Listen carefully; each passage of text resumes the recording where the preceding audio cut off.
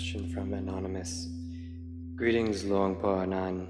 During one sitting, I noticed how thoughts arise caused by memory and conditioned by perception, ignorance, and craving, views, and opinion. These thoughts don't last.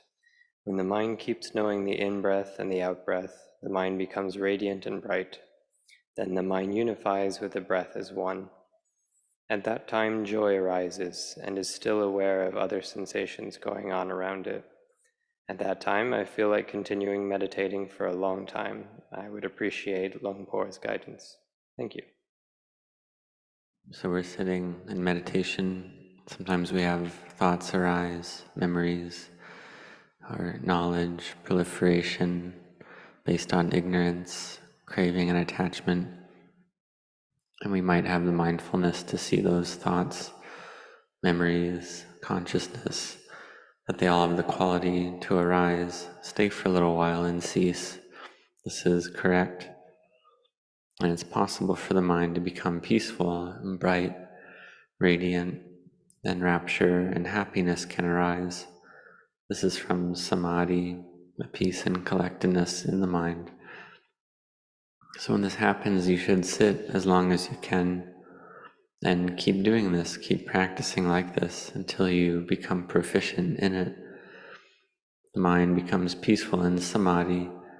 Then when the mind exits that peacefulness and starts to proliferate, then contemplate according to wisdom, according to truth, that all conditioned formations, the body, thoughts, memories, all of this is impermanent, stressful, and not self.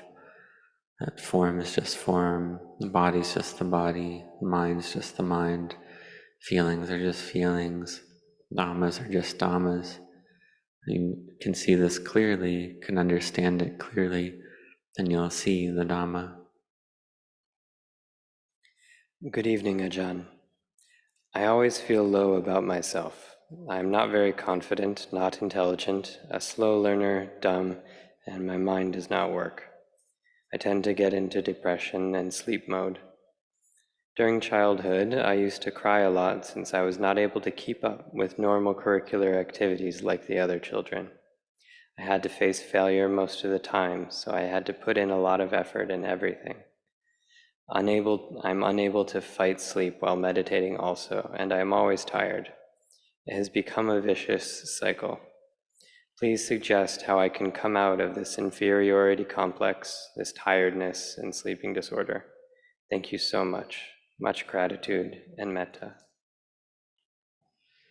So you have this knowledge and awareness that you are able to accept yourself as you are, and this is good. This shows that you have intelligence. Because someone who's smart, if they have this clinging to I'm better, I'm equal, I'm less than, this is clinging to manaditi, views and conceit. So if you accept how you are, then you're able to fix it. But if you cling to this thought that I really am stupid in truth, and this is views and conceit right there. And so if one lacks wisdom and then clings to self in this way, then this isn't the right way. Because in truth, in terms of Dhamma, there's no one there. There's no one who's smart, no one who's dumb. Because this issue of being able to remember things, being able to know things, this is just up to differences in the brain. If someone has a well-functioning brain, they can recall things and store knowledge and have intelligence more than other people.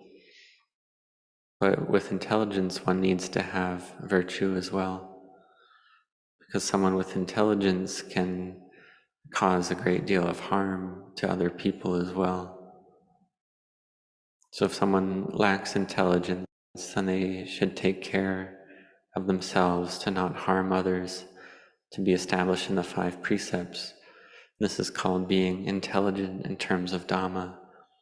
One might be unintelligent in terms of the world, but intelligent in terms of Dhamma. And one can have more effort than others as well. In terms of sleepiness, if this is the case, one should practice walking meditation, walking and standing meditation. If you're still sleepy while walking, then you can walk backwards. This is able to cure the sleepiness.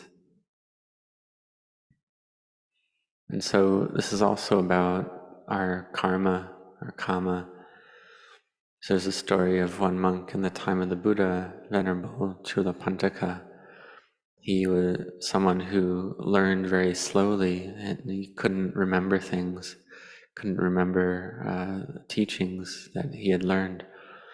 And his older brother saw this and recommended that he disrobe because he couldn't remember the teachings.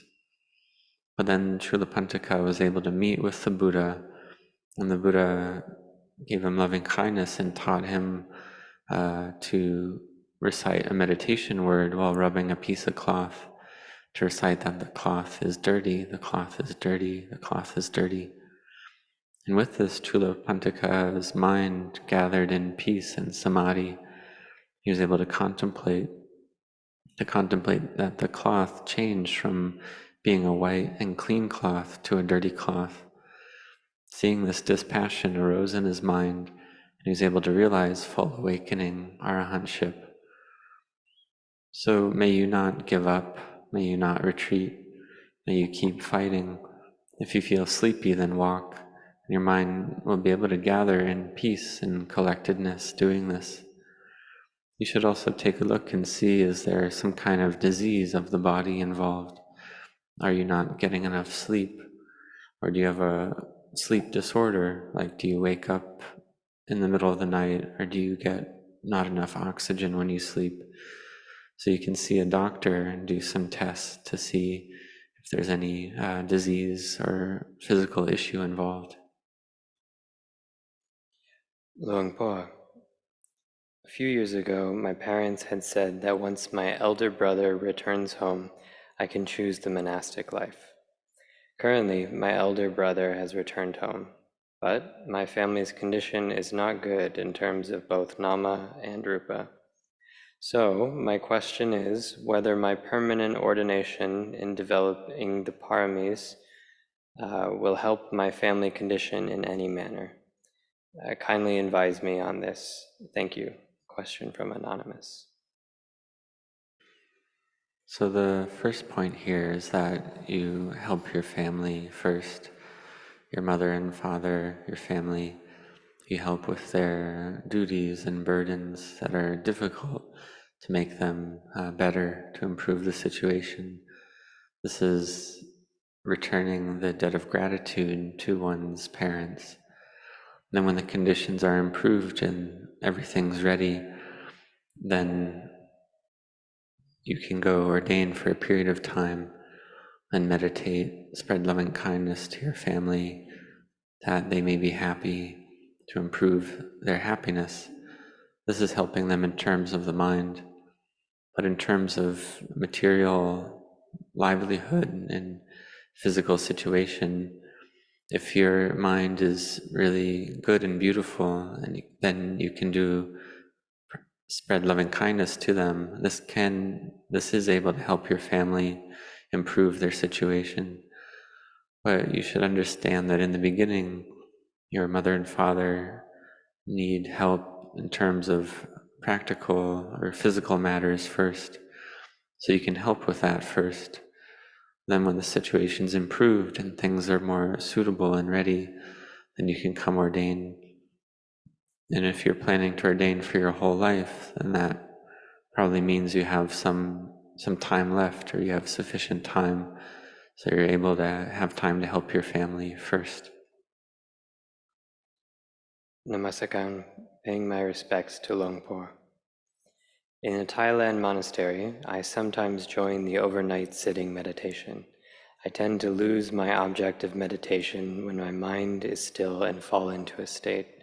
Pawang, I think, is the right word in Thai, or pavanga in Pali. I am in the correct upright posture and neither asleep nor awake. I felt very fresh after the meditation, but I don't remember where I was. I know it is a waste of time to be meditating in this state. I'm rather apprehensive now to meditate for long hours. I would be grateful for Longpor's advice to prevent this and be able to hold on to my object of meditation when my mind has become still. Thank you, Longpor. So this occurring when you meditate all night long, so this shows that the body requires rest. So the mind falling into the bhavanga state that you mentioned when you're doing your meditation, the mind goes to the bhavanga state. The mind's very still, very quiet. You're still sitting upright. You're not sleeping, but you're not awake with awareness either. So this is, we could say, a type of rest, mind in the bhavanga state. So don't be sad or disappointed about this. For the mind to have knowing and awareness all night long, you just can't do that. The body needs rest. Usually one would get 5 or 6 hours of rest in a night, perhaps. And then when you get up, the mind is fresh and awake. And so when you do this, the mind goes into the bhavanga state, and you're not aware of anything. So this is a way to rest the mind. And when the mind exits that state, then you feel fresh and awake and refreshed. So this is a way to get rest, for the mind to refresh itself. And then when it comes out of that state, you can continue with your meditation practice. So for the mind to be with the meditation object all day, all night, continuously, you just can't do that. You need to rest the mind.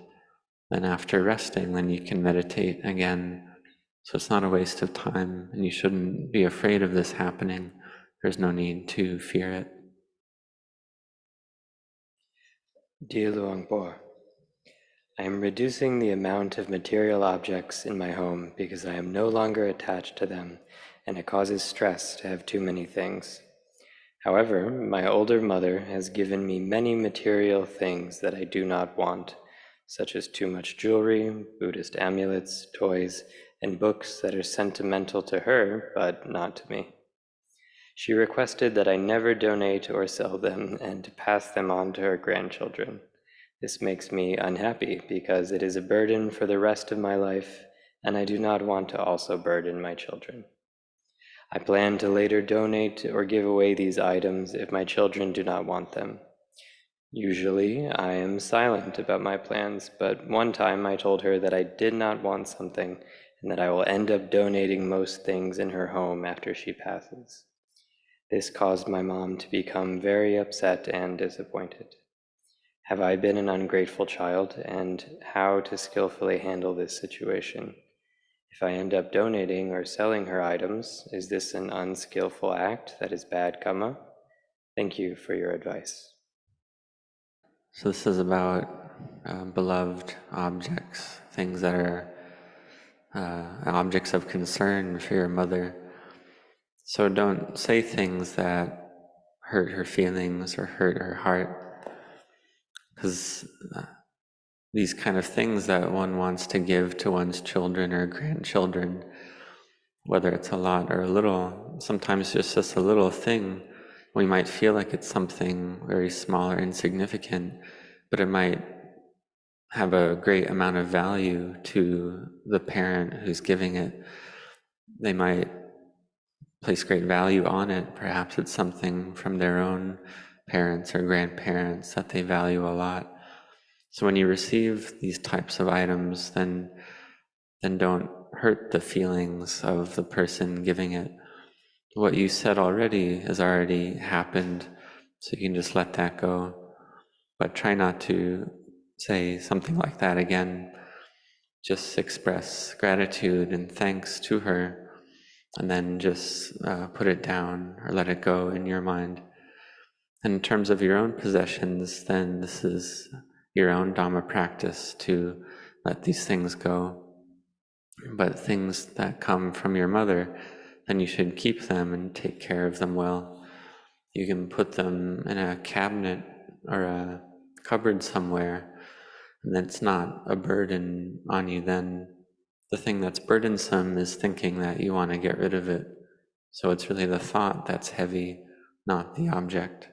So don't carry it around in your heart. just put it in the cabinet or drawer and put it down in your own mind. Later, when your mother dies, then you can manage it as you see fit. Never mind about that.